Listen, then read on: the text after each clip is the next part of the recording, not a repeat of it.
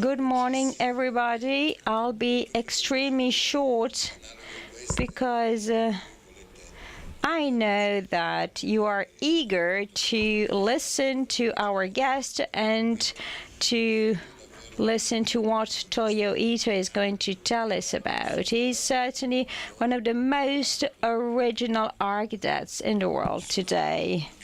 And there's plenty of books and publications that can provide you with plenty of background information. I just say that he started working in 1971, and since then his career has never stopped, but on the contrary, it grew, and it has been a never-changing career, and certainly a landmark year was 2013 when he won the Pritzker Prize.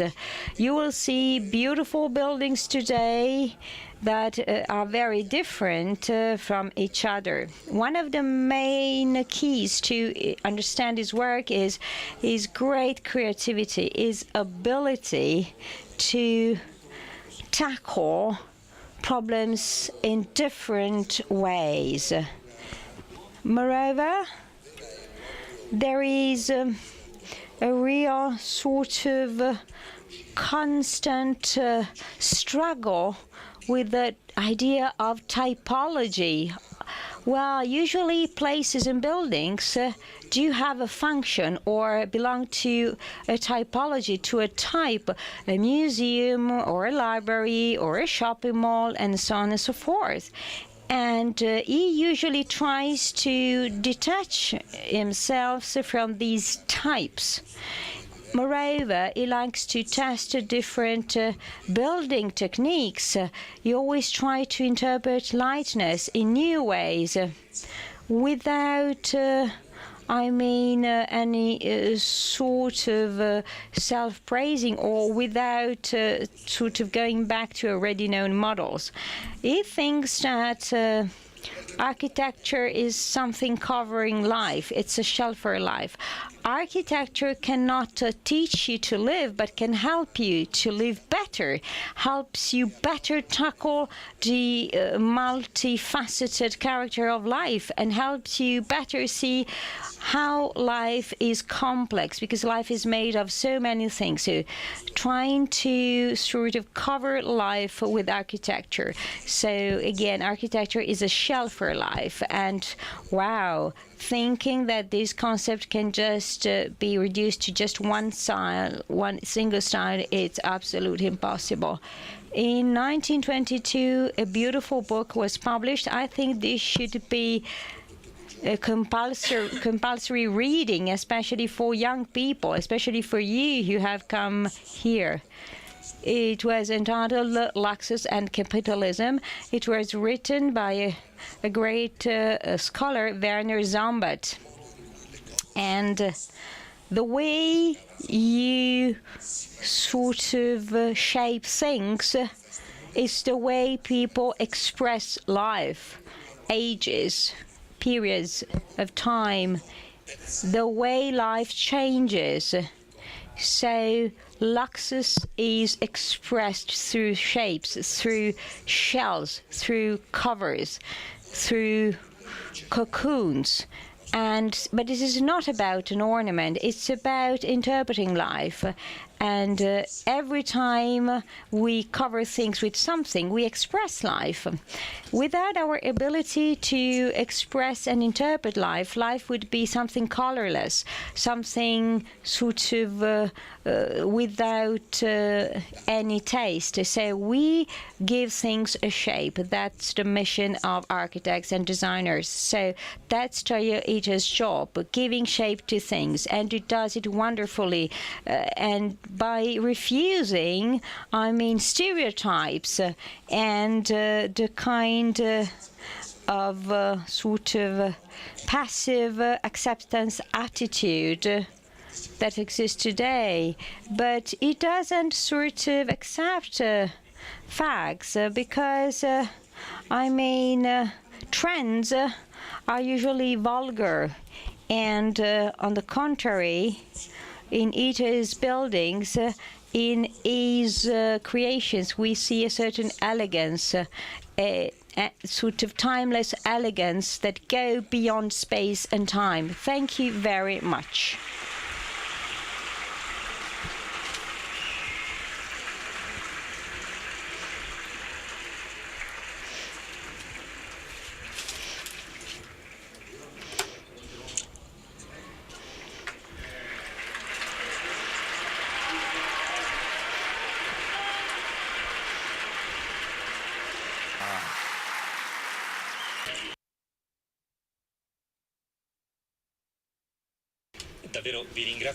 Thank you very much indeed for this beautiful introduction by Professor Dalcò.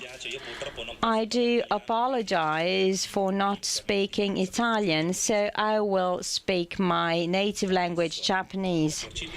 So for 90 minutes, roughly, I will be talking about the guidelines that, in my opinion, architecture should follow from now on. Today,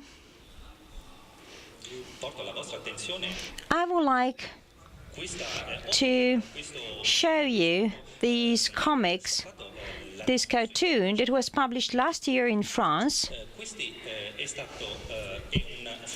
This is a comic created by two Belgian cartoonists entitled Dark Countries. It's a fictional piece of work, but there's an urban designer in this comic who goes to the building site, and there he finds a little box. But the next day, these matrix-like building site gets bigger and bigger and starts spreading all over the city, starts invading the city, destroying all buildings, all constructions, and it expands over the whole city. This story goes on, and at one point, this matrix-like structure disappears.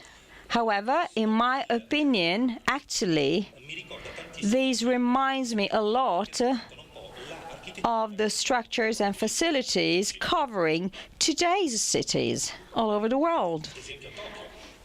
For instance, Tokyo.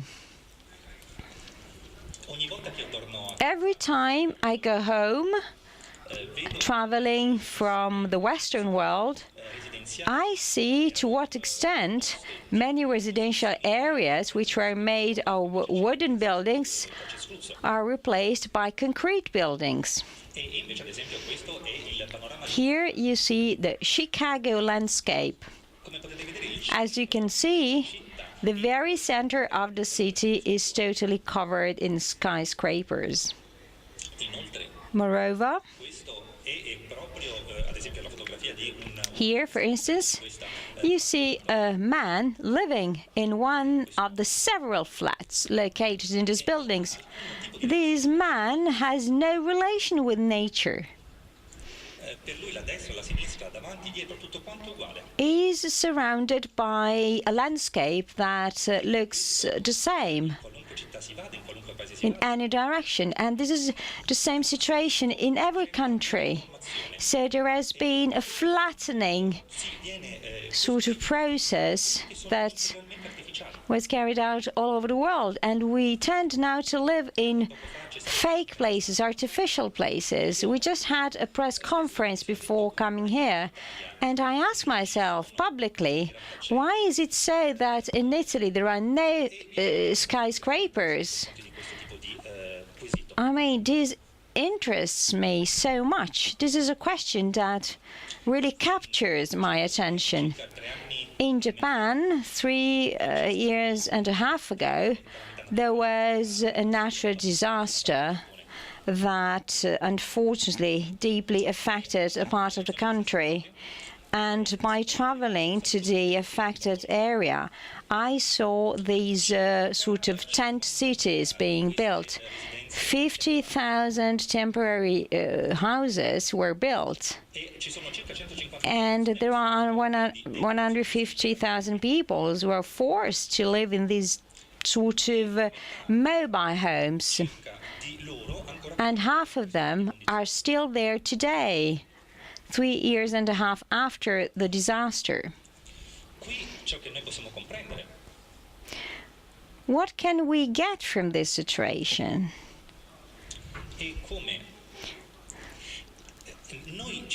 Which is the lesson we can learn from this?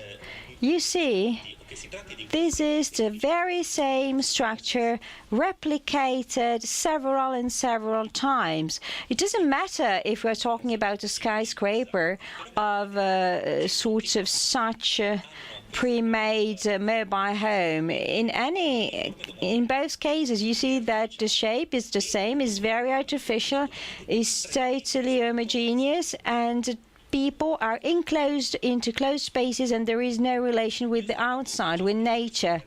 I visited all the areas affected by the natural disaster, by the earthquake, and I tried to talk to the local people.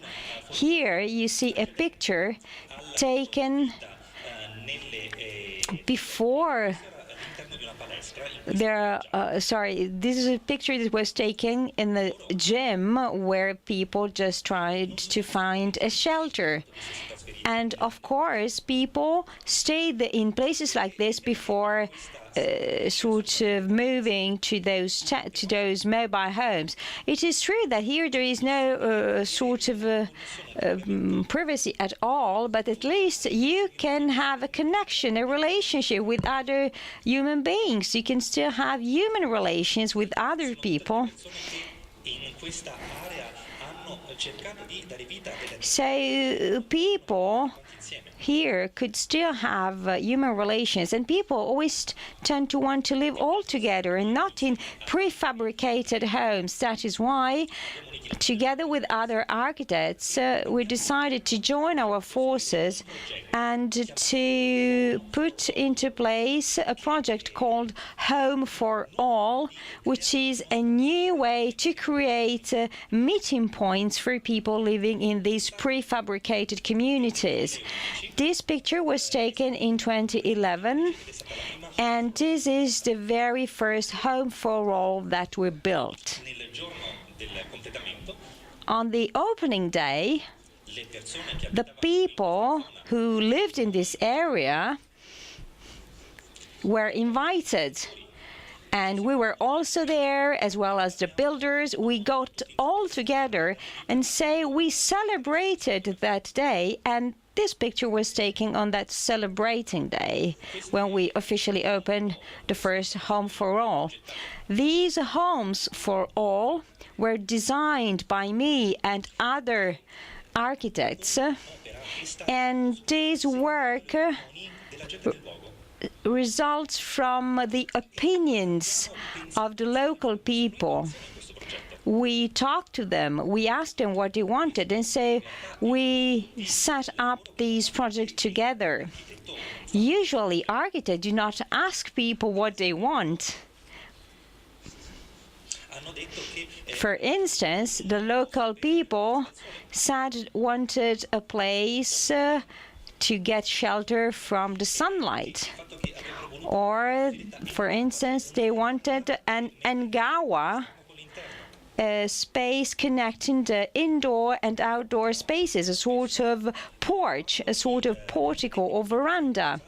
But usually, when architects design, do not think about the wishes of the local inhabitants. On the contrary, in this case, we stepped sort of aside as architect. We decided to make a step backwards and to really listen to people's needs and wishes. Here you see the layout of this plan, of this Home for All. You see this portico area, and then we have 4.5 meters by 4 meters roughly areas.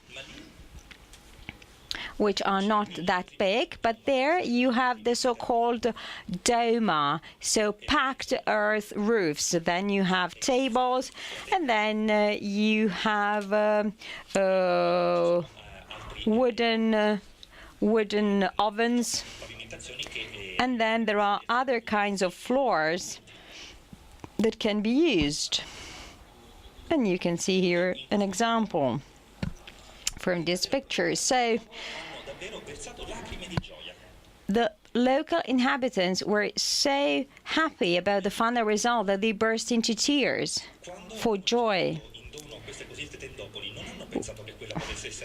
And when they were sad that they had to live in those prefabricated homes, they didn't think that those places would become their final home.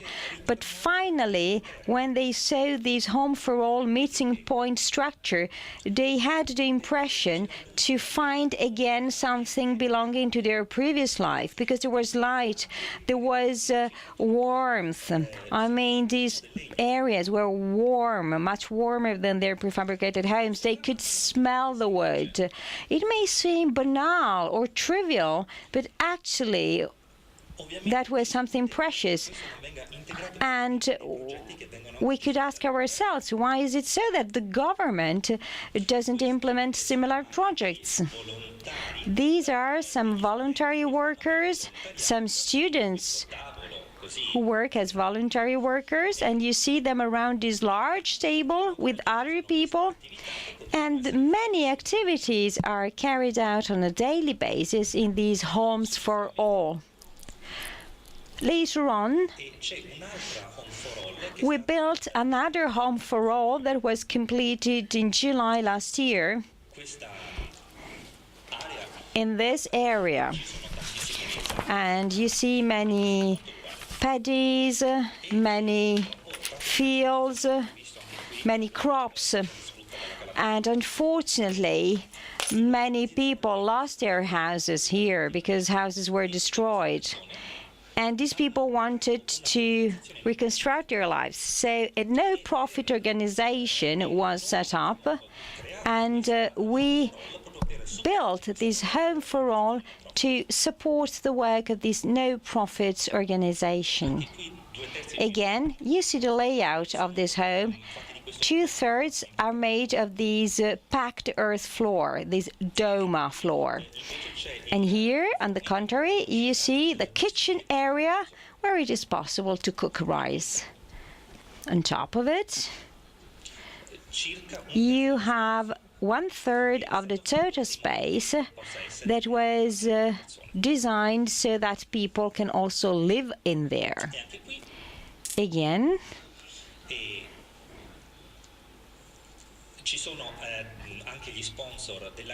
you see a picture. There are some local sponsors from Tokyo and some local residents and our staff. And as you can see, this is a group picture, and here you see people who helped us building this kitchen area, and in particular the oven. And on the right-hand side, you see the doma, the packed earth roof. You need to really pack the earth very hard to make it harder. And again, this is another activity that was carried out collectively by many, many people at the same time.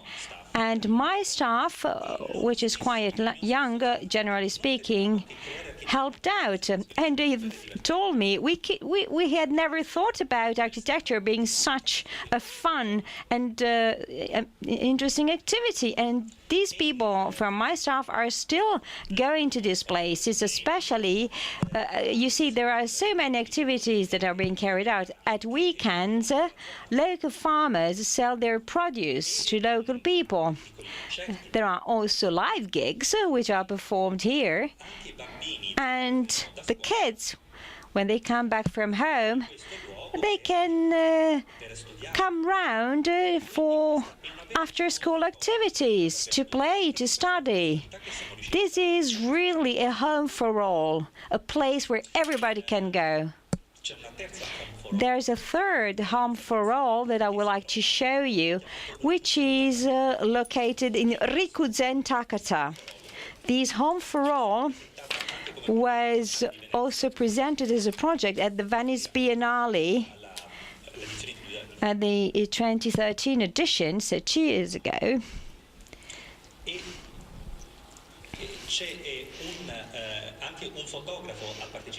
And a photographer joined this project is Naoya Takayama, and he had pictures from the period before the disaster, and also pictures taken after the disaster. And you can see the difference. Everything was destroyed by the earthquake.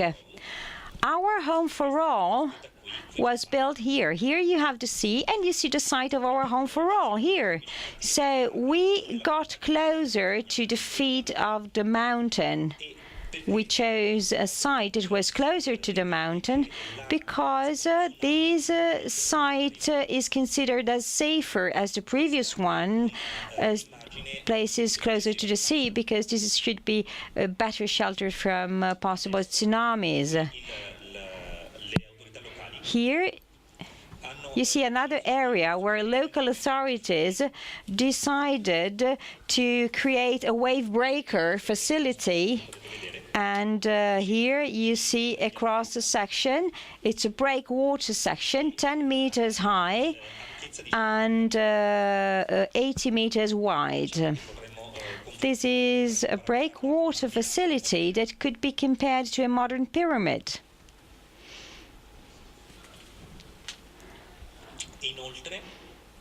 Moreover, local authorities are literally cutting the mountain, and they are using the earth taken from the mountain to sort of put it in this area. So that is why huge investments have been made, and a conveyor belt, a special conveyor belt, was built in order to transport this earth that is taken from the mountain and brought towards the seaside. And this earth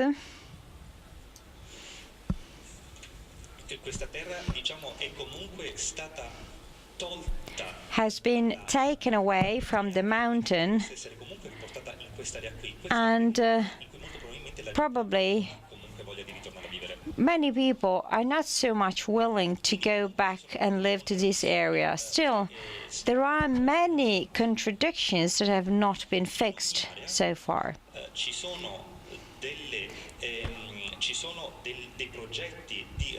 There are many projects underway, but many of them are purely based on civil engineering, without thinking about the real soul of a place, the real essence of a place. So there were just civil engineering-based projects. When I worked on this Home for All project, I made up a team together with 3 young architects, Chosuke Fujimoto, Komiko Inui, and Aki Sahihata. These are 3 talented emerging architects. In the beginning, they were quite clueless about what to do. And so they came up with different versions and options and different dummies and maquettes. No one with a specific identity. But then one day, one beautiful day, we visited the site. So we went on the spot and we met this woman. This woman was carrying out helping activities and support activities for the local inhabitants, and we asked her for advice. So we started getting good and fruitful feedback from her. She told us, for instance, that every summer a special festival was carried out in that area, And it was such a joyful and jolly event, loved by the whole community. And usually, this dashi facility was built. It's made of mortar and wood. And this temporary facility was built exclusively for the period of the festival. Here you see the area at the feet of the mountain, and the tsunami has come to this point, has reached this area. The tsunami brought a lot of marine salt to the plants, the trees, the cypresses, that because of that died. So we cut these dead cypresses and we used their wood to turn it into bearing pillars. And together, so we took the cork out, and you see here the final result. We used the trunks, and we got 18 beautiful columns, which became the pillars of this home for all house. You see that it's a small-scale project, and the creative process was reproduced in the Japanese pavilion at the Venice Biennale in 2013.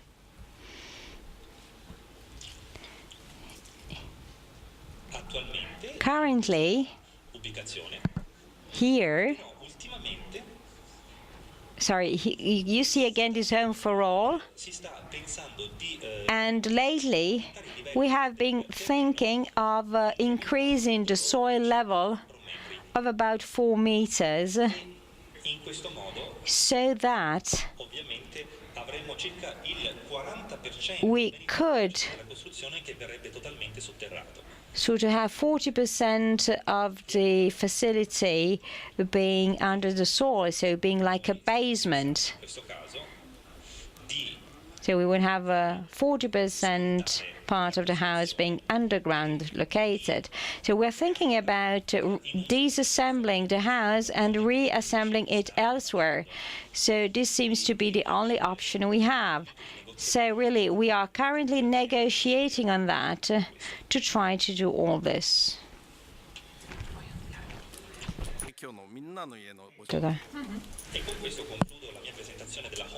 And that was the Home for All project.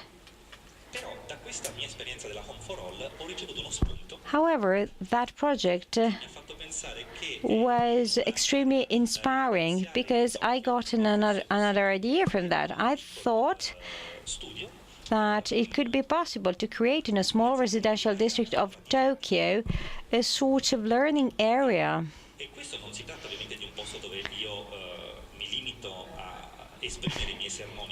And here I created a place where I do not deliver talks, not at all. This is a sort of a private school.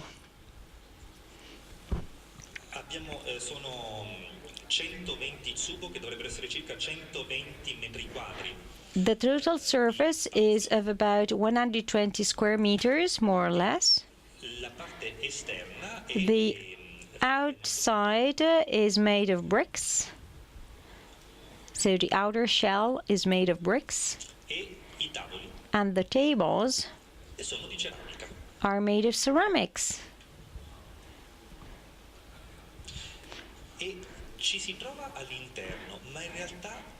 Here you see a picture from the indoor, but actually it looks like an outdoor space.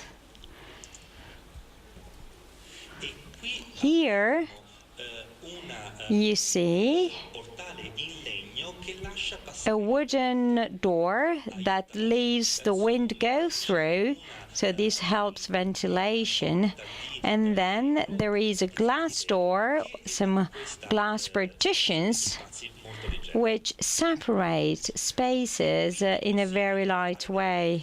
Here it is possible to carry out seminars, workshops, to deliver lectures, and so on and so forth.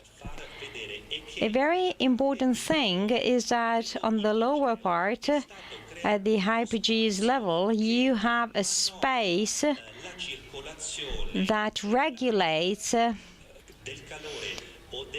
heat circulation as well as cold air circulation. And so it is possible to create a fully sustainable nature-based system of air circulation that is purely based on the use of sort of natural agents.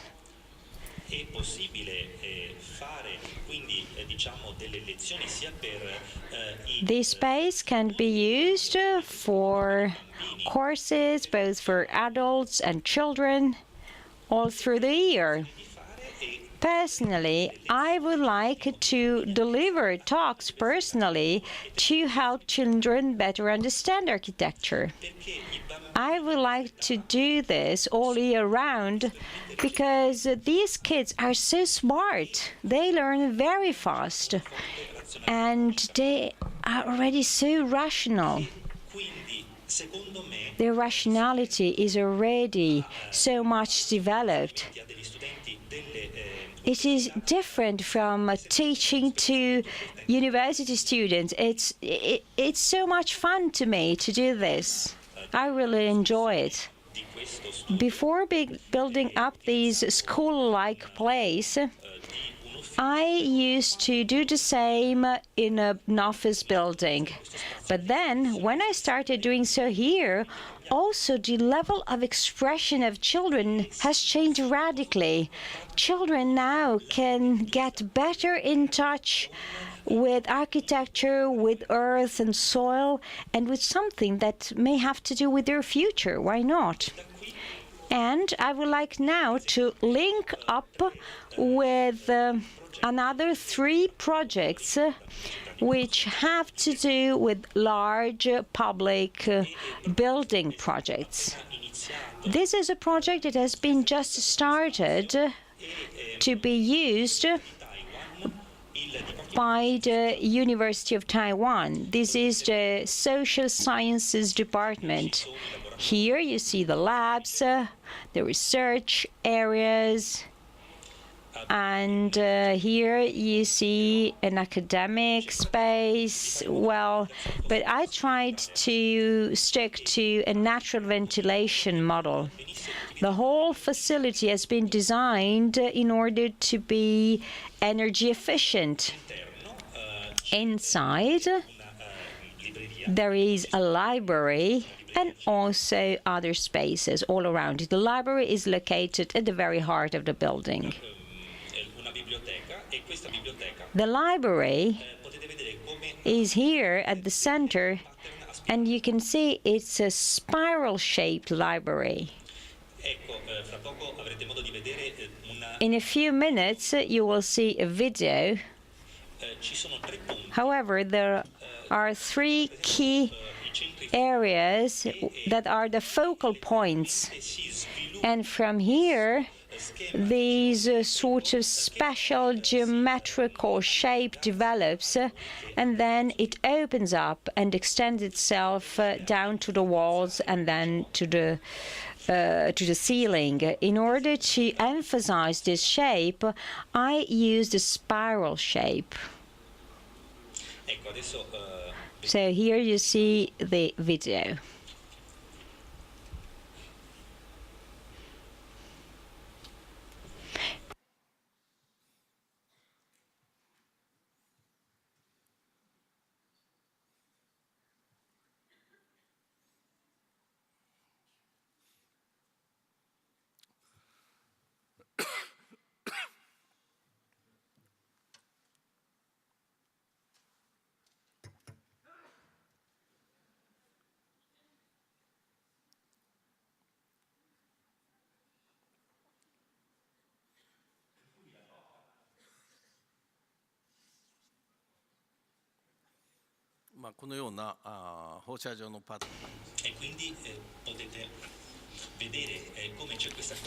You see this continuity in the pattern.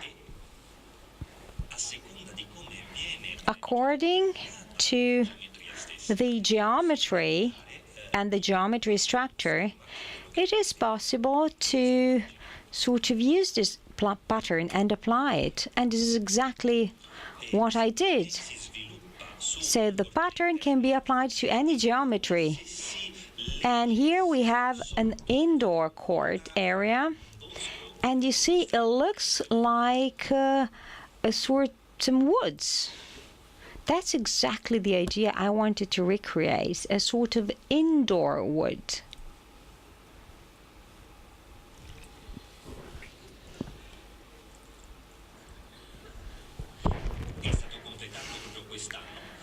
This work was completed this year, and I think that this area, this space, this library space, has been used by students since the beginning of this year. So this is very new, very fresh.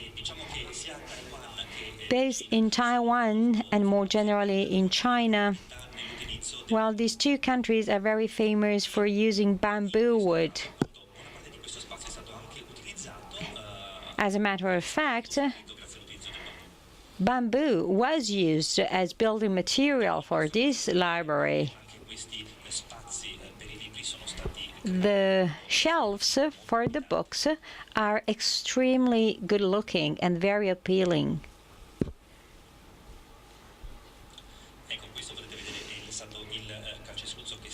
This is concrete being cast on the spot.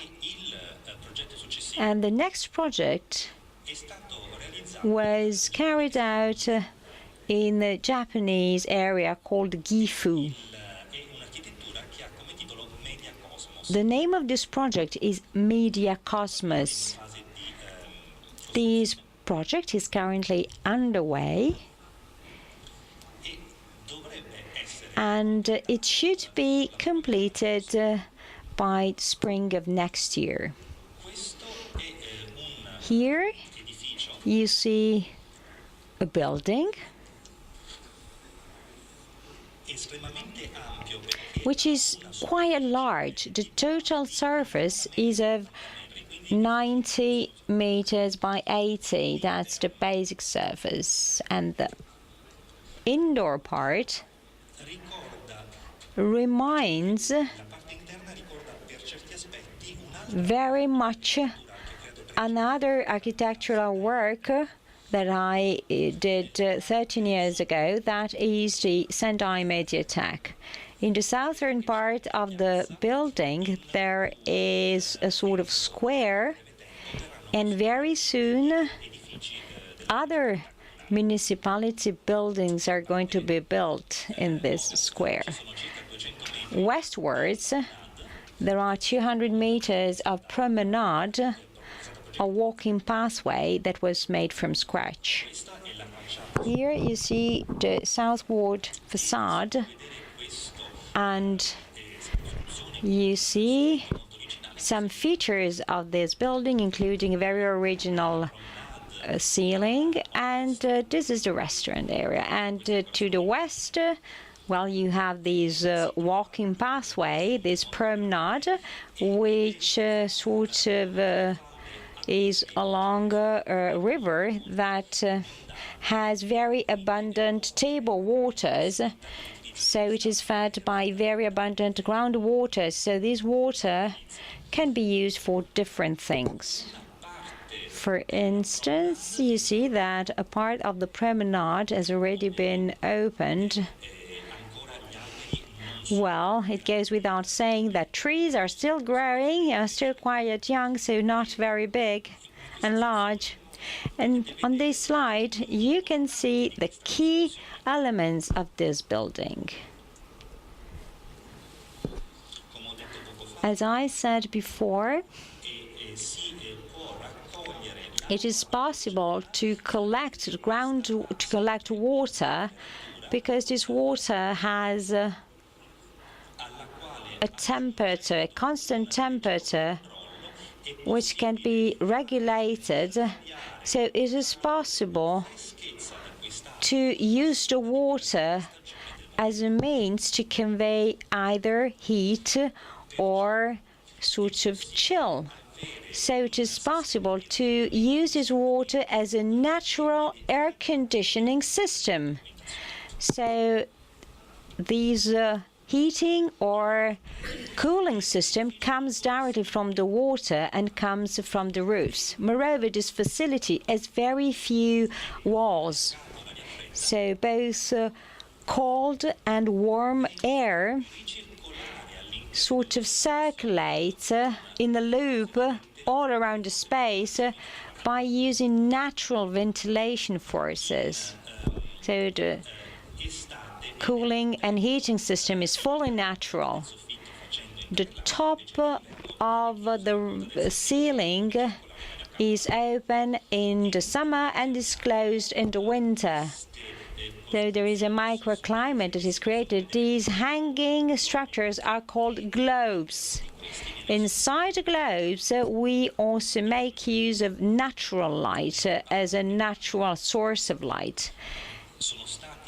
And then additional solar panels were installed, and their installation allowed us to have the energy consumption of the facility compared to other buildings of the same size and entity and extent.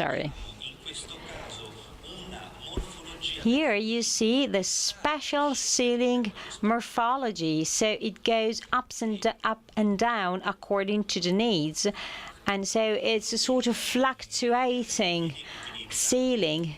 Moreover, the material being used for this, it's a special kind of wood called false cypress, which is typical of this region.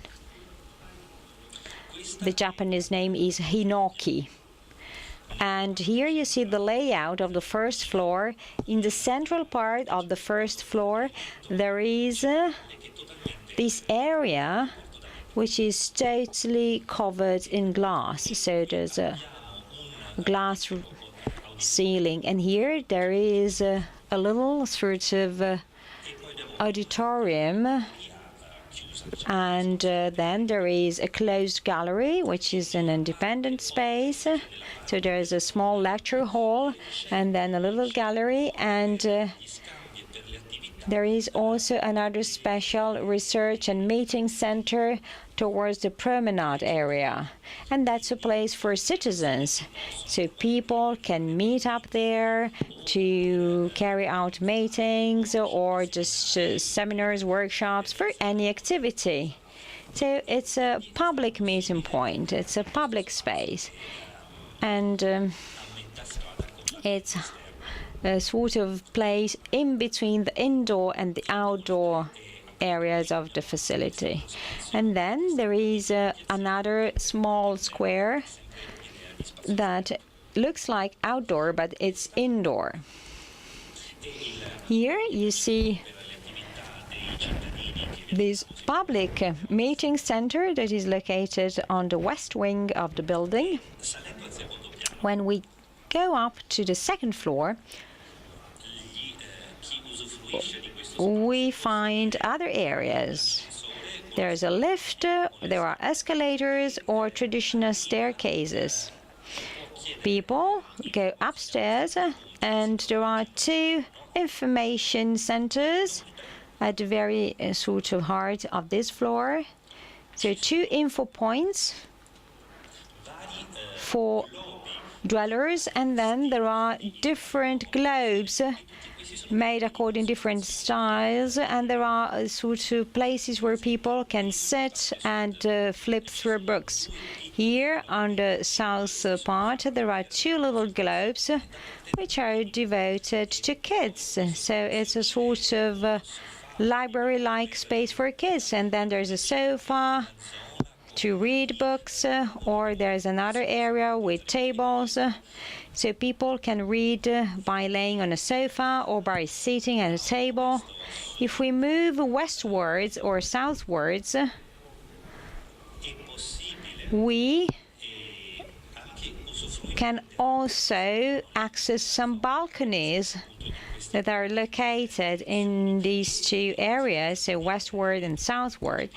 And so people, for instance, can stay outside and enjoy the breeze while reading. Here you see one of these globes. I was talking about these special reading areas. They're made of polyester. So it's fabric. It's very light fabric, polyester. And light, again, is very soft, as you can see. This sort of is very pleasant for readers. The greatest globe is of 14 meters. It's a 14-meter globe. There are 4 different kinds of globes with 4 different diameters, from the smallest from 8 meters wide and to the largest 14 meters wide. Here you see these globes. These are the special globes for children.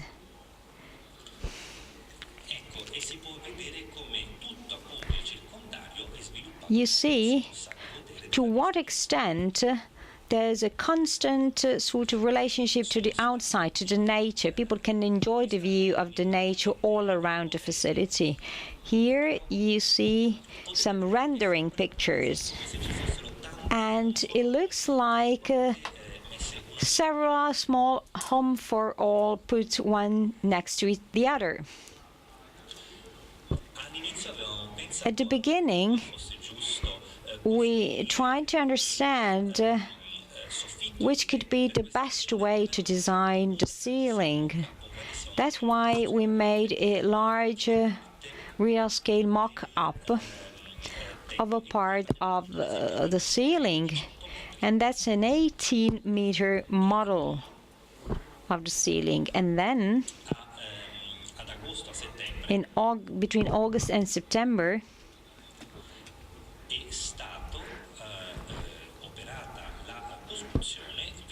the ceiling was built.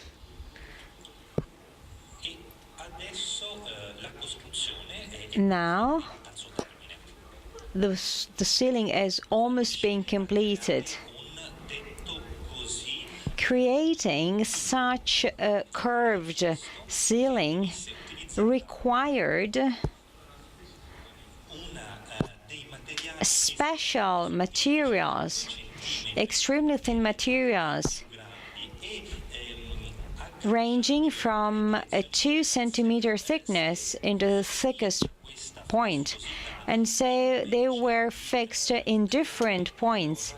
And so it was done in a very carefully designed way. And so actually the material was bent on the spot and not on a prefabricated basis. So in some areas, the maximum thickness is of 40 centimeters, and the smallest thickness is of 2 centimeters. So that's the thickness range. 160 carpenters were involved from all over Japan to work on this special ceiling, and they create a top quality ceiling. Finally, I would like to talk about the Taichung Metropolitan Opera House, and its building is underway. 2 months ago,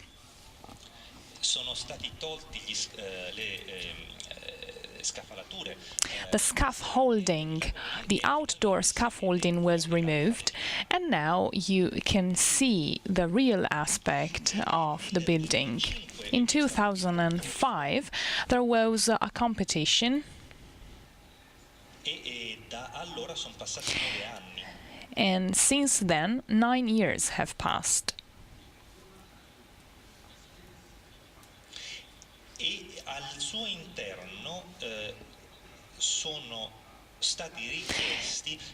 Inside the opera house, there are 3 opera houses for 2,000 people, 800 people, and 800 people. And the opera house is inside the park. When we started designing and building the opera house, there was nothing around the opera house. But then, in the last 2 years, many flats were built, and now they surround the opera house. This is the facade if you are in the park.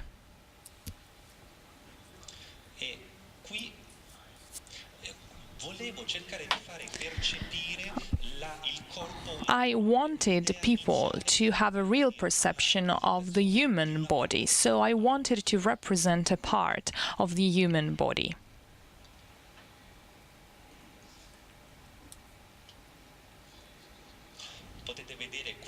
Here you can see where the opera house is. In this area, the municipality has been built and the park is over there.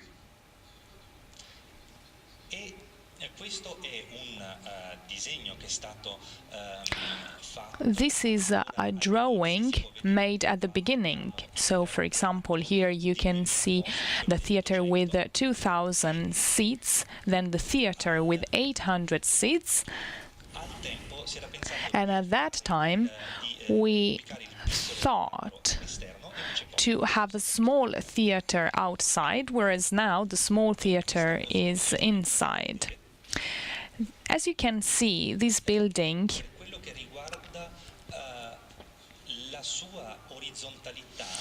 as far as its horizontal characteristics are concerned, this building is made of two tubes that go from one side to the other one. And we used reinforced concrete to make this building. 130 meters in the farthest part and 60 meters in the shortest part. I wanted people to have a real perception of the human body. Every human body has their own independent body, but inside your mouth, your nose, and your ears, there are some holes that allow us to communicate with the others. So I asked myself if I could be able to express this idea through architecture. At the beginnings, there were two grounds. They looked like two grids.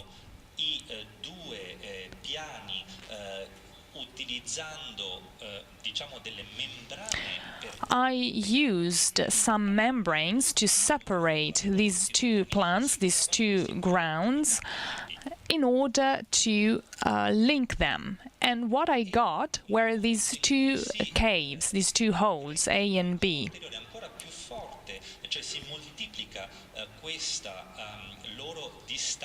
And if you multiply this distance, if you create more and more caves, you can get the structure which was made in the end.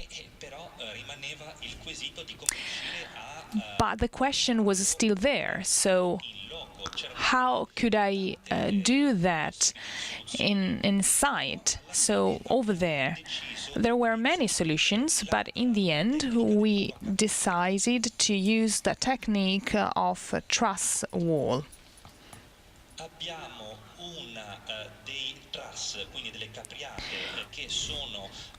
One of the trusses is double.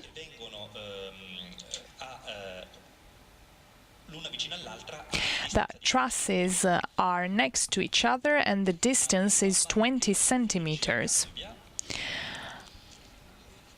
As the shape changes,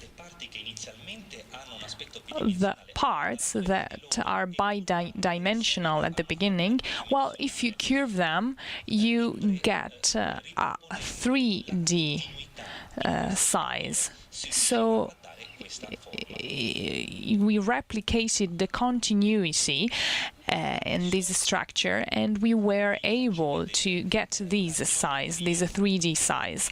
Now I'm going to show you the geometrical aspects of this project through this video.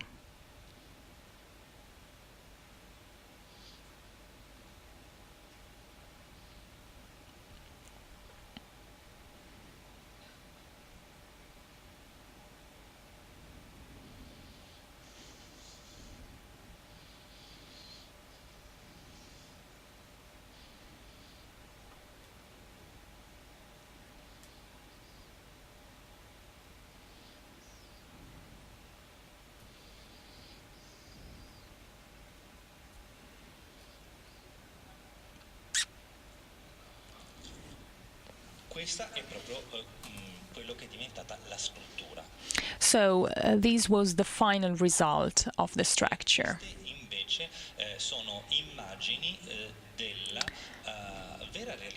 These pictures come from the real making, the real building of the structure. So first you create the 3D trusses.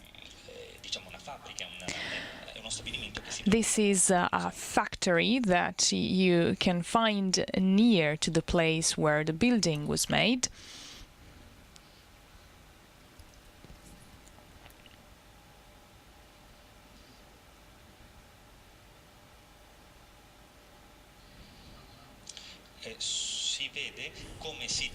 Here you can see how workers draw the shape on these slabs. Then, if you use them as bases, you can create the structure.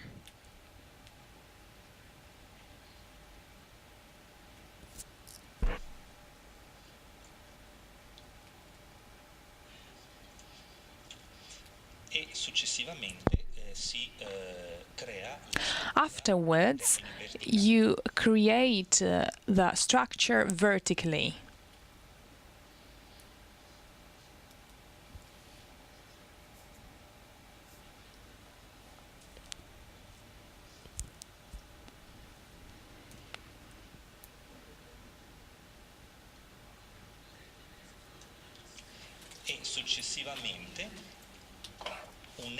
Next, if you join the vertical part with the horizontal part, you get the 3D shape of the structure.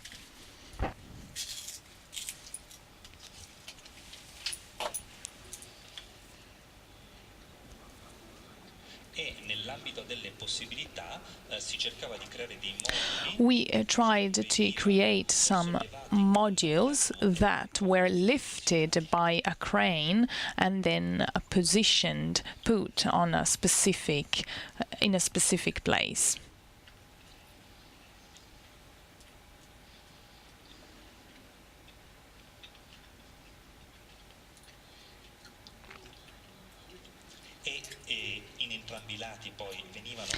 On both sides, some grids were added, and inside the grid, reinforced concrete was poured.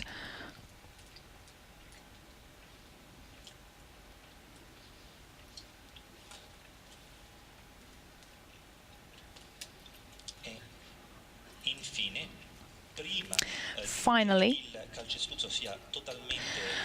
before the concrete is hard enough, you remove the grids.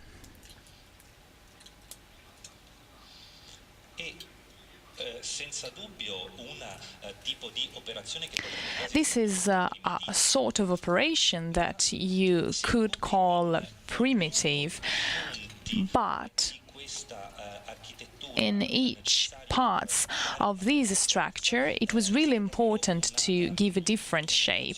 For this reason, we think that this operation was really complicated.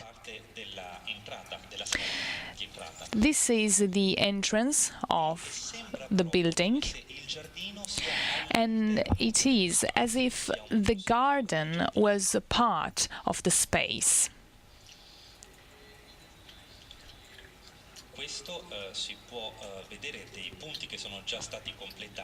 Here you can see some parts that have been completed.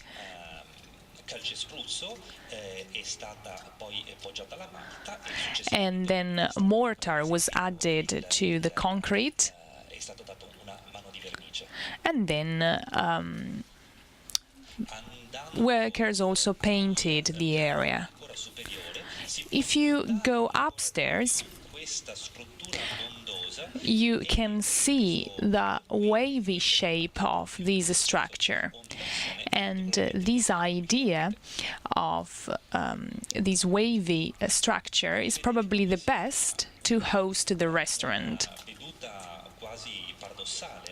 This looks like a paradoxical view.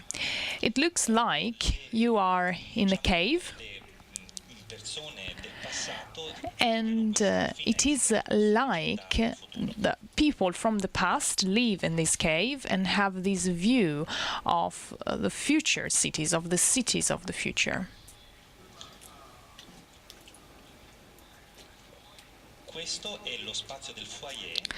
This is the foyer space. Once the concrete has been completed, even the finishings were applied, and here in this part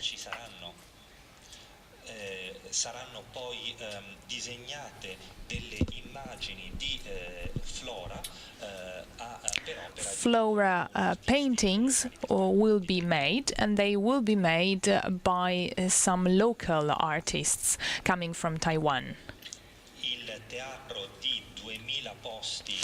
The theater with 2,000 seats has almost been completed.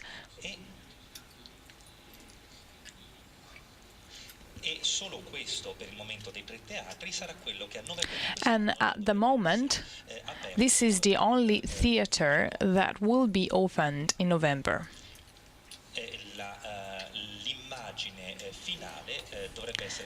So the theater should look like something similar that you can see in the picture. Then there's the theater with 800 seats. And once completely completed, it should look like this. The small theater with 200 seats has a stage, and the stage can be both an open and a closed space. If you open the stage is linked to a small amphitheater outdoors, and again there's this idea of continuity between indoor areas and outdoor areas, and this is the upper part.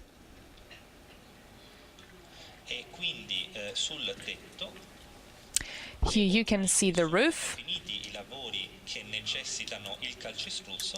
The concrete part has been completed on the roof, and now some works for making the roof waterproof are underway. We needed to work hard on the roof, but on the roof there will be another green area. So this is the last video I'm going to show you. Here you can see the vertical distance,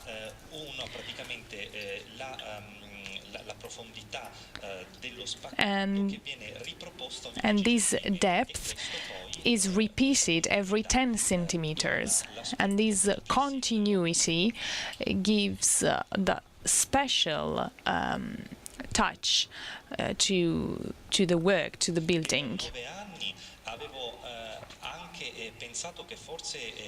For 9 years, I thought that it was not possible to make the building as I wanted to, but in the end it was possible. And in November 2015, all the projects will be completed and there will be an opening ceremony.